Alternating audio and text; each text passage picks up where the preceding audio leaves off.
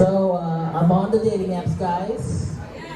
And you know, on the dating apps, you can actually say whether or not you've been vaccinated, which is great, as we all know. Dating apps are known for their honesty.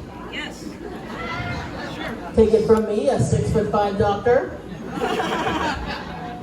So I'm a child of immigrants.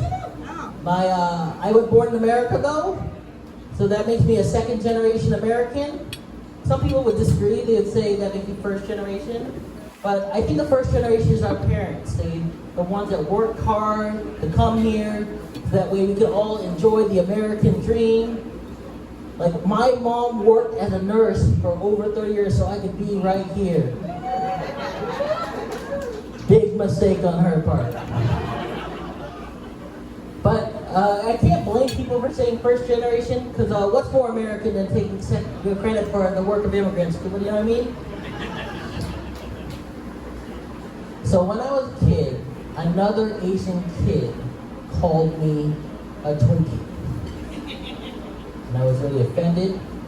That means that, for all the white audience members here, it means that you're yellow on the outside, white on the inside. Doesn't describe who I am. I'm yellow on the outside, white on the inside, black in my heart.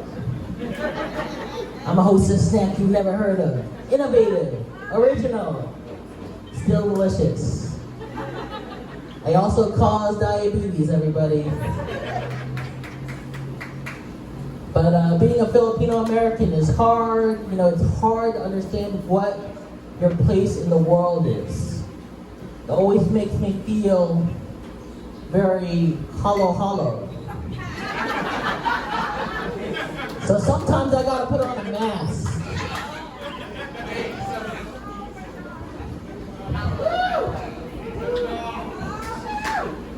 Yeah, you didn't expect 3 luchadors at a Filipino show. Speaking of luchadors, I recently found out that I'm 1/8 Puerto Rican.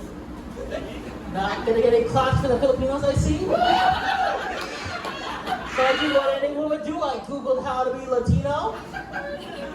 You guys gotta understand, the most Puerto Rican thing about me is that I listen to too much Lin-Manuel Miranda. It's also the whitest thing about me. So when I was a kid, my mom and dad got separated. And I took my mom's side. My dad was furious. He disowned me. He told me he didn't have a son, which was devastating for me, because I also have an older brother. Now my grandma hated my dad.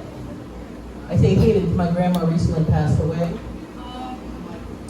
But don't worry, guys. My grandma is up there in heaven, still hating my dad. I was reading this interview with Conan O'Brien recently. Conan O'Brien, honorary Filipino, I imagine. And he said that eventually all our graves go unattended. And that made me think, good. Funerals are expensive.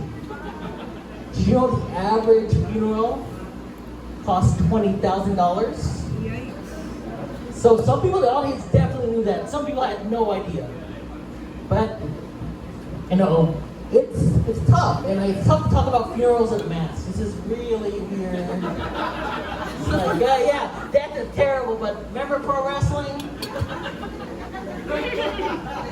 No, but like, it's tough, these tough times, because families are going bankrupt trying to, you know, bury their loved one. They have to start GoFundMes. I'm thinking about starting a Don't Fund My, as in Don't Fund My Funeral.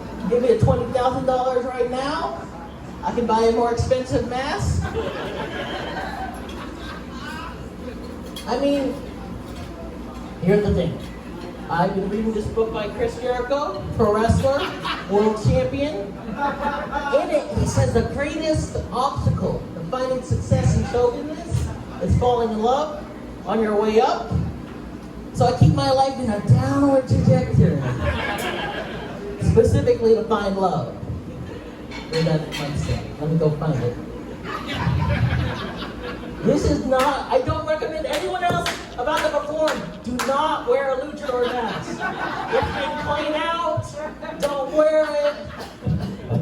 You know, and I'll leave you guys off with one more piece of advice. I can't even put the thing in. Oh my God. It's just so embarrassing. This is not the first time this has happened to me. Okay, I'll leave all of this and I'm gonna hand over to my next person. So, if you're married and you get a divorce, do your in-laws become outlaws? Pew, pew, pew, pew. I am Jay Aquino. I am James Stewart. You guys have been tonight. Put up your holes. Wherever they are. Who's that jumping out of the sky?